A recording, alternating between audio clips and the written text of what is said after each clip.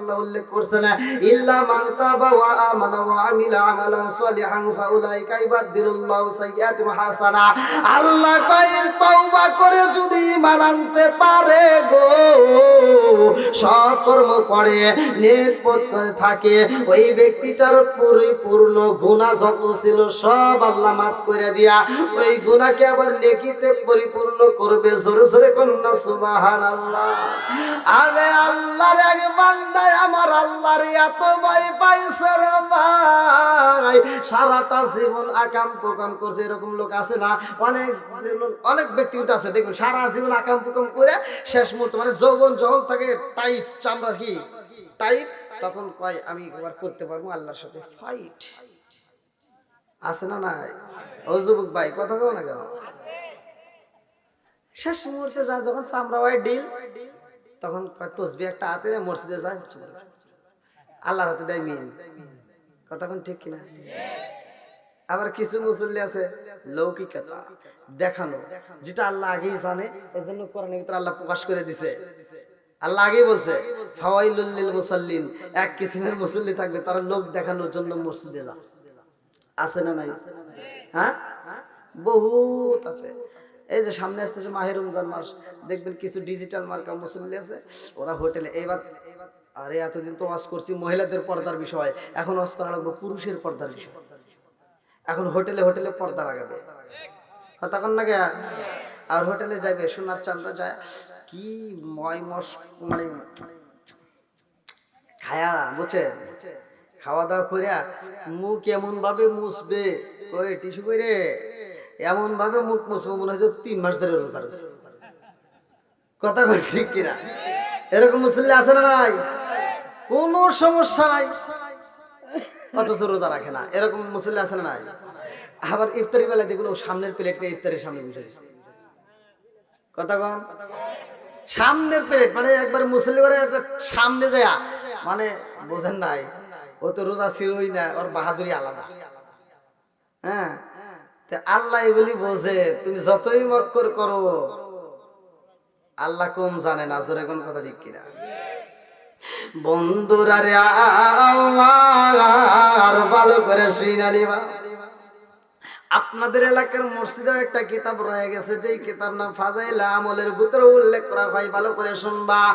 আল্লাহর নবী মসজিদে যাই রে ভাই, আমার নবী যখন মেহরাব শরীফে উঠবে রে ভাই, মিম্বারে ওঠার সময় প্রথম সিঁড়িতে পা রাখলেন, বললেন আমিন। দ্বিতীয় সিঁড়িতে পা রাখলেন, বললেন আমিন। তৃতীয় সিঁড়িতে পা রাখলেন, বললেন আমিন। সাহাবীরা চিন্তা করে, কারণ তাকে জীবনে কোনোদিন যা দেখি না আজকে তাই দেখি, কারণটা কি? আমার নবী কেন আমিন কইল?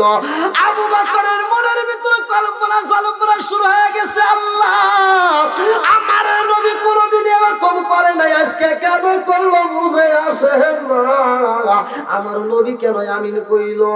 এইবার নামাজের শেষে কোন সাহাবী বের হয় না রে ভাই, আমার নবীর দিকে তাকাইয়া আবু বকর কান্দে আর কয় আসসালামু আলাইকা ইয়া রাসূলুল্লাহ, নবী গো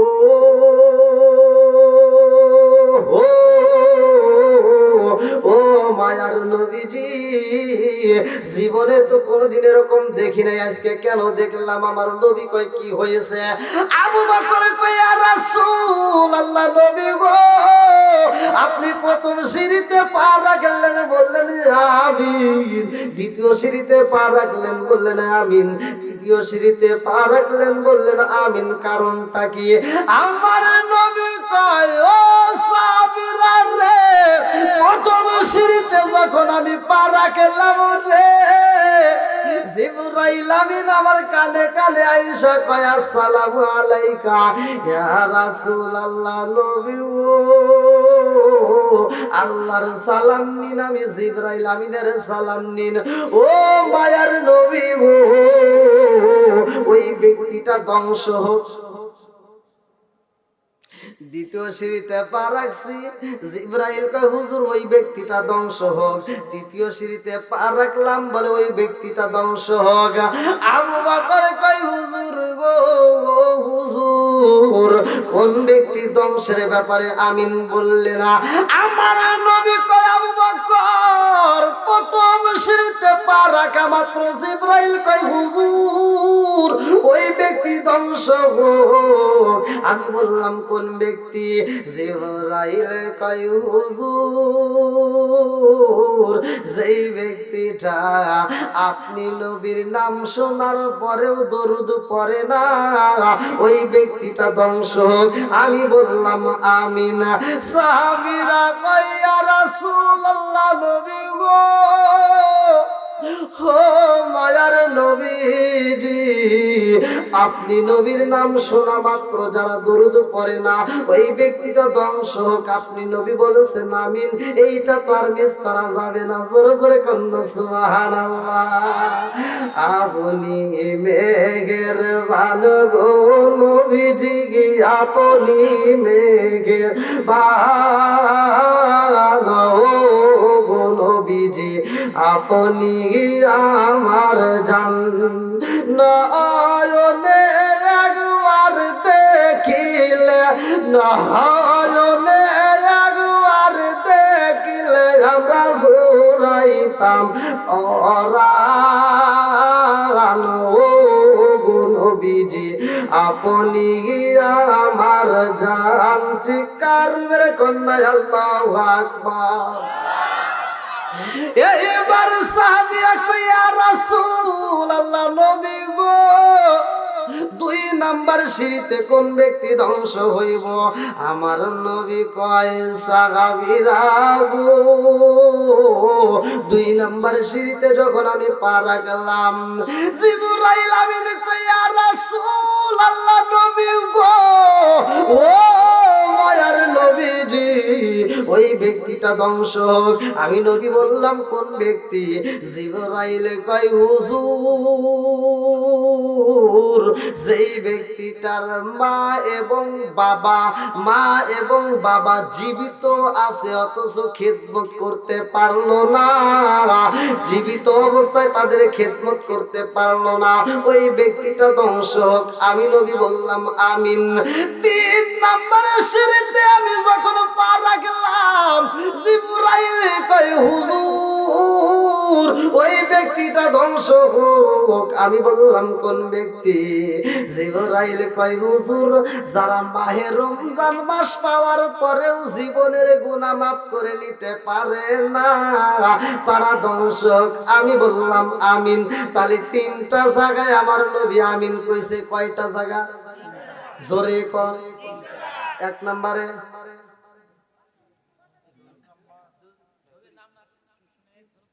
গুড, 2 নাম্বার, 3 নাম্বার। আচ্ছা, 3টা পয়েন্ট কি ভালো না খারাপ? একটাও অস্বীকার করতে পারবেন? কেউ করতে পারবে? আপনারা কি আমার ভাষা বুঝতেছেন ভাই? তাহলে মনে রাখতে হবে। আমি খালি ওয়াজ করে গেলাম সকালবেলা, কি রে হুজুর দিন কি ওয়াজ করলো, আরেকজন কিছু তো বুঝিনি। তাহলে এই ওয়াজ করে লাভ আছে?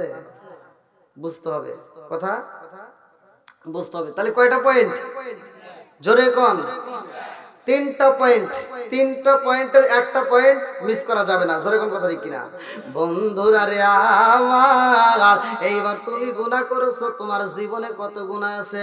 আরে গ্রামবাসী যদি তোমারে ঘৃণা করে রে ভাই, যদি তোমাকে এলাকাবাসী ঘৃণা করে তাতে কোনো দুঃখ নাই, কারণ আমার মালিকের দরবারে এখনো পর্যন্ত তওবার দরজা খোলা আছে। জোরে কোন কথা ঠিক কিনা?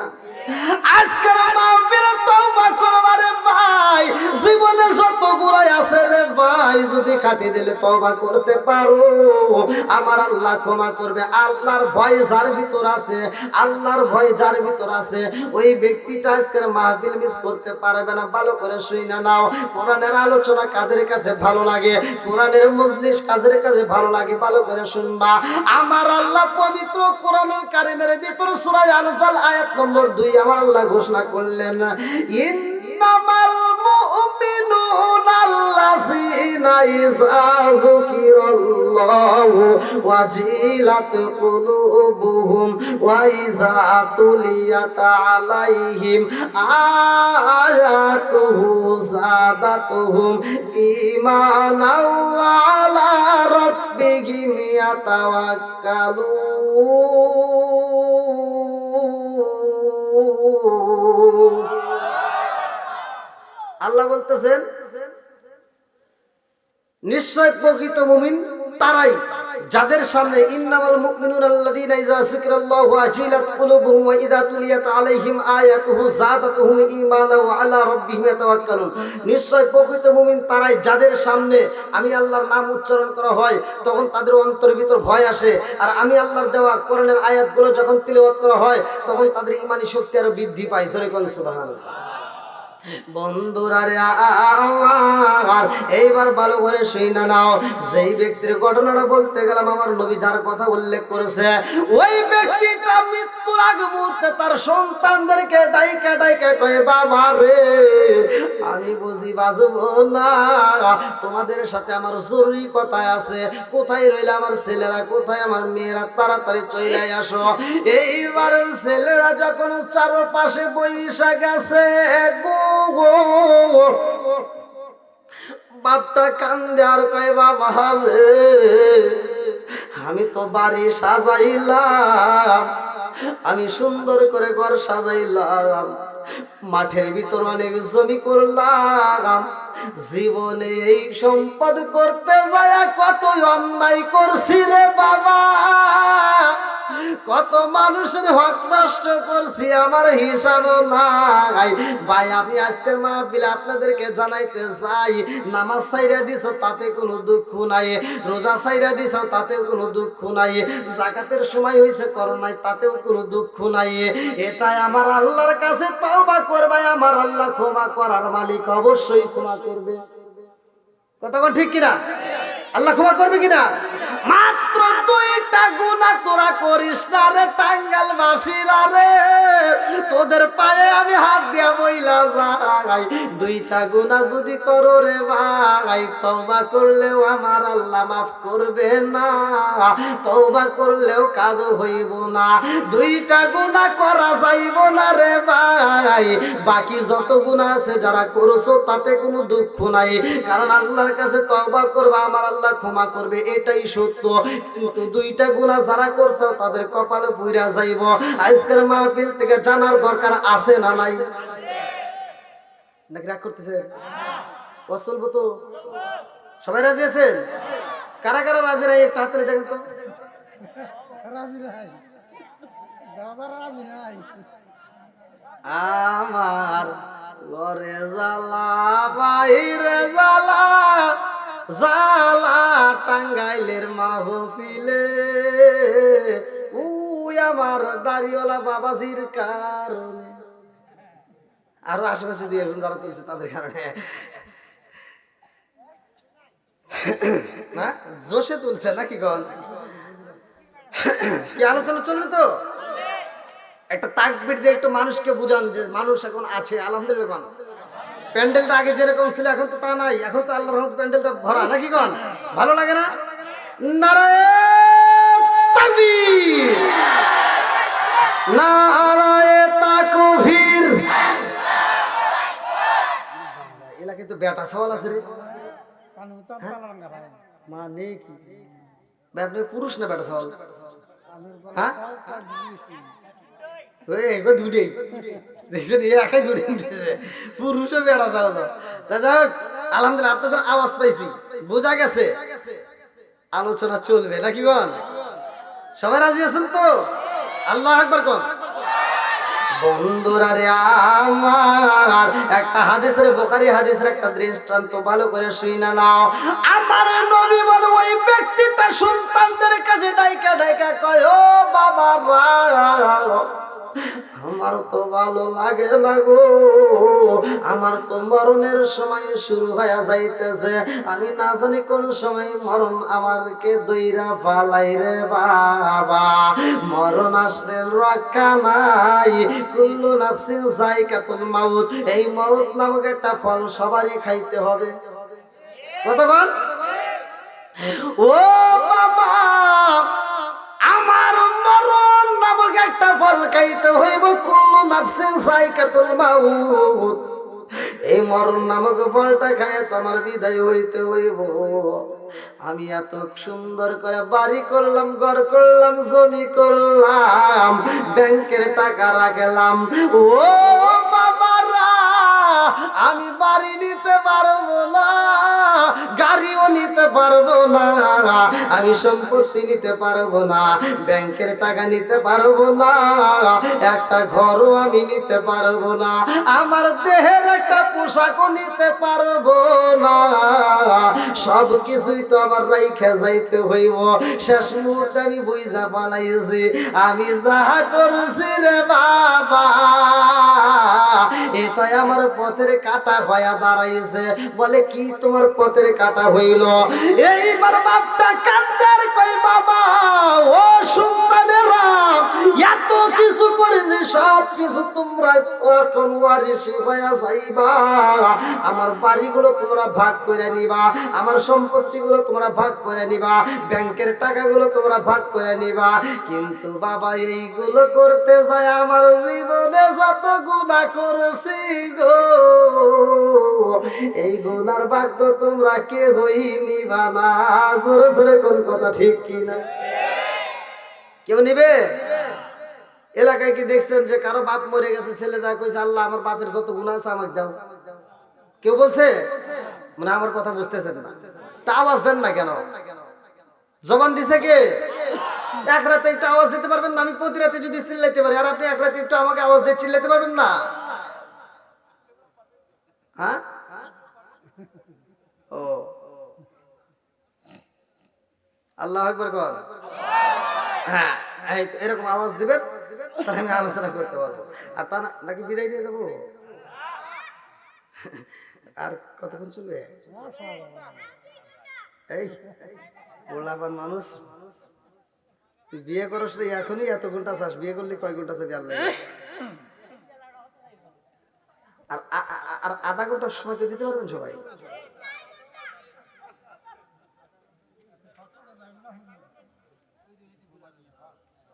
বুঝছি, চলবে, মানুষ আসার উপরেই আছে নাকি? আলহামদুলিল্লাহ কোন। ওই দেখেন আমার বাবাজি কই এখন ভাত খাইতে আরো আসবে। হ্যাঁ, বাবাজির কথা আল্লাহ কবুল করুক। না, যাদের ভিতর কোরআনের প্রেম আছে, আল্লাহ রাসূলের যাদের ভিতর প্রেম আছে, তারা তো আসবেই। কথা বল ঠিক কিনা? বন্ধুরা রে আমার, রাজার দোষে রাজ্য নষ্ট, প্রজা কষ্ট পায়, নারীর দোষে সংসার নষ্ট, স্বামীর কষ্ট হয়। জোরে জোরে কোন কথা ঠিক কিনা? ও ভুয়া সাউন্ড সিস্টেম। হ্যাঁ, সুন্দর সুন্দর। দেখেন সাউন্ড সিস্টেমটা ভালো দিচ্ছে আলহামদুলিল্লাহ। তবে আরেকটু এই বক্স গুলো, মিষ্টি সাউন্ড গুলো আরেকটু বেশি ভালো হতো। মানে মাইক মনে হচ্ছে বক্সের সাউন্ড বন্ধ করা নাকি চলতেছে কি? না, এই মানে বক্স দূরে রাখছে না? হ্যাঁ হ্যাঁ, আচ্ছা সমস্যা নেই। হ্যাঁ, সুন্দর সুন্দর। ব্যবসার ভিতর আল্লাহ বরকত দিক, সবাই কেন আমিন। বন্ধুরা রে আমার, জীবনে যত অর্থ সম্পদ করবা, তোমার সন্তানেরা ভাগ করে নিব, কিন্তু জীবনে যত গুনাহ করছো রে ভাই, এই গুনার ভাগটা কেউই নিবে না। জোরে কোন কথা ঠিক কিনা? আমি বলেছি নামাজ পড়ো নাই, রোজাও ঠিক মতো করো নাই রে ভাই, যাকাতও ঠিক মতো দাও নাই, কিন্তু আজকের মাহফিলে তওবা করবা রে ভাই, আমার আল্লাহ তওবা কবুলের মালিক অবশ্যই কবুল করবে। কিন্তু দুইটা গুনাহ যদি কইরা থাকো তাহলে কিন্তু কপাল পুইরা যাবে। তার ভিতরে একটা গুনাহ আছে, এই যে এই লোকটার, এই যে এখন শুরু হয়ে গেছে নাকি কোন? বন্ধুরা রে আমার, এইবার মুরব্বি কান্দার কই, বাবা ও বাবা, আমি মইরা যাব, আমার গুনার ভাগি তোমরা হইবা না। আমার এই মুখটাই আমি কেমনে মালিকরে দেখাবো, এই মুখটাই আমি কেমনে দেখাবো, আমার ভয় লাগে, এই মুখটা দেখাইতে আমার লজ্জা লাগে। মুখ দেখাবি কেমন রে বান্দা, মুখ দেখাবি কারে, কত গুনাহ করুস রে বান্দা দেখলা না গোপনে, কত গুনাহ করুস রে বান্দা দেখলা না গোপনে রে, মুখ দেখাবি কেমন রে বান্দা, মুখ দেখাবি কারে, মুখ দেখাবি কেমন রে বান্দা, মুখ দেখাবি কারে। এইবার বাবাটা কান্দে আর কয় সন্তানদেরকে বোঝায়, ও বাবা আমি মহিরা গেলে এই মুখটা আমি মালিকরে দেখাবো, আমার লজ্জা লাগে, ভয় লাগে। আমি যদি মারা যাই রে, মালিকের দরবারে যখন আমি দাঁড়াবো রে, আমার পাপের কথা নিয়ে আমি কেমনে তার কাছে দাঁড়াবো, এই পাপের কেমনে হিসাব দেব আমার বুঝে আসে না। এই মুখটা আমি মালিকরে দেখাইতে পারবো না। ও বাবা আমার এই মুখ আমি আল্লাহর দেখাবো না রে বাবা, আমার আল্লাহর চোখে আমি ফাঁকি দিতে চাই। সন্তানেরা কই বাবা গো আল্লাহর চোখে তুমি কেমনে ফাঁকি দিবা, বলে আমি আল্লাহর চোখে এই জন্য ফাঁকি দিতে চাই, আমার এই পুরা মুখটা আমি আল্লাহরে দেখাবো না, আমি আল্লাহর দরবারে উঠবো না। আমি এমন একটা কাজ দুনিয়ায় কইরা যাব রে, আমার আল্লাহ আমার হাসরের ময়দানে তালাশে কইরাও পাবে না। জোরে জোরে কন্যা আল্লাহু আকবার। ও গো মায়ার নবী গো তুমি আমার হইও গো কান্ডারি, এই খালইতাম জীবনে। ও গো মায়ার নবী গো জন্মের মতো দেখা লইতাম জীবনে।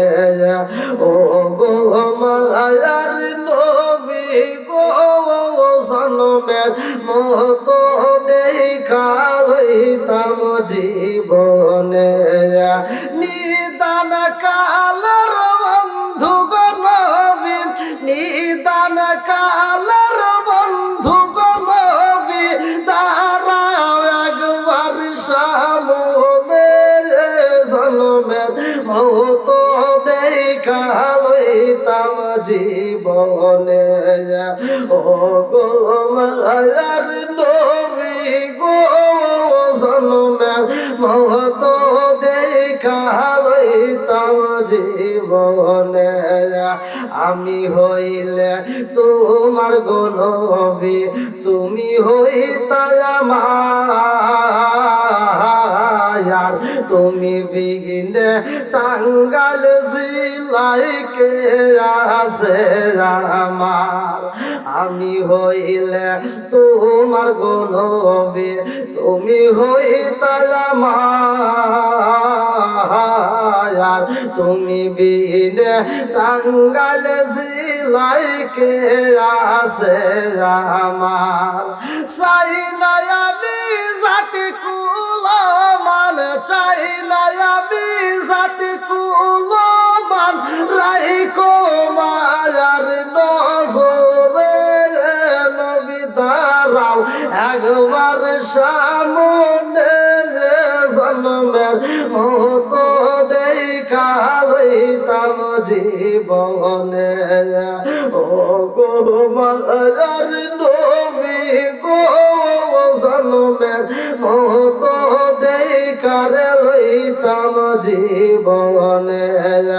নিদান কালের বন্ধু গো নবী, নিদান কালের বন্ধু গো নবী, দাঁড়াও একবার সামনে, জন্মের মতো দেখা লইতাম জীবনে ও গো মায়ার নবী গো জন্মের মতো দেখা হইতাম জীবনে লা ইলাহা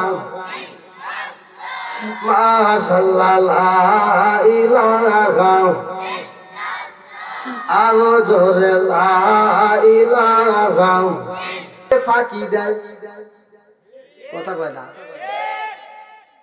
এই দুইটা জাতির হিসাব হইব আর এই দুইটা জাতি ফাঁকিবাজি ব্যবসা করে গো এই দুইটা জাতি শুধু সিটারি বাট পারিছে না কথা কন যত সিটারি করো রে ভাই সব ধরা খাইবা ভালো করে শুই না নাও আল্লাহ সৃষ্টি করছে তার ইবাদত করার জন্য এমন একটা ঘর এই পৌলি বাসচর পৌলি কারিগর পাড়ারা বানাইছে রে ভাই এই ঘরটার দাম আছে না নাই জোরে কম এই ঘরটা আমরা দেখি ছোট রে ভাই এই ঘরটা এমন একটা ঘর এই ঘরটার পাশে যদি কোনো একটা হিন্দুরে দাঁড় করা দেই ওই হিন্দুটাই ঘর দেখলে চিনবে কি চিনবে না খ্রিস্টানকে যদি দাঁড় করা দেই চিনবে কি চিনবে না ইহুদেরকে যদি দাঁড় করা দেই তারা চিনবে কি চিনবে না সত্য কথা বলেন আমি দূরে থেকে আসছে দেখি আমার হাতে টান দিবেন তাকে তো দিবেন না যেটা সত্য সেটাই বলবেন আরে সারা বিশ্বের মানুষের সামনে যদি আপনাদের এলাকার মসজিদটা ধরে দেই রে ভাই সারা বিশ্বের মানুষ চিনবে এটা মুসলমানদের ইবাদত খানা জোরে জোরে কোন কথা ঠিক কিনা আরে একটা ধর্ম না রে ভাই আমার আল্লাহ অনেকগুলো ধর্ম দিয়েছে রে ভাই এইটা উল্লেখ করা হয় কিতাবের ভিতর আমার আল্লাহ বলে ইন্নাদ দীনা ইনদাল্লাহিল ইসলাম আমার কাছে সবচাইতে মনোনীত ধর্ম হচ্ছে ইসলাম সবচাইতে মনোনীত ধর্ম ইসলাম তার মানে বোঝাইতেছে আরো ধর্ম আছে যেটা আল্লাহর ইচ্ছাকৃতভাবে দেয় নাই মানুষ মন গড়া বানাইছে কথা বল না কে আমার আল্লাহ কই একটা মাত্র ধর্ম আমার কাছে সবচাইতে মনোনীত ধর্ম তার নাম দিলেন আল্লাহ বললেন ইন্নাদ দীনা ইনদাল্লাহিল ইসলাম নিশ্চয় আমার কাছে সবচাইতে মনোনীত ধর্ম হলো ইসলাম আর ৩৫০০ উপরে ধর্ম আছে রে ভাই এই ধর্মের এক একটা ধর্মের এক একটা ইবাদতখানা ওই ইবাদতখানা যদি এলাকার ভিতরে একটা দেয়া হয় আপনারা কি চিনবেন এটা অমুক ধর্মের কথা বল অন্যান্য ধর্মের ইবাদতের খেলায় আমরা দেখলে চিনি না রে ভাই কিন্তু আমাদের ধর্মের ভিতর যেই মসজিদ ঘর আমরা বানাইছি রে ভাই সারা বিশ্বের মানুষ দেখা মাত্র চিনা ফেলায় এইটা মুসলমানদের মসজিদ কথা বল আপনারা কি আমার ভাষা বুঝতেছেন নাকি বুঝতেছেন না তাহলে একটু আলোচনা কি চলবে সবাই রাজি আছেন তো আলহামদুলিল্লাহ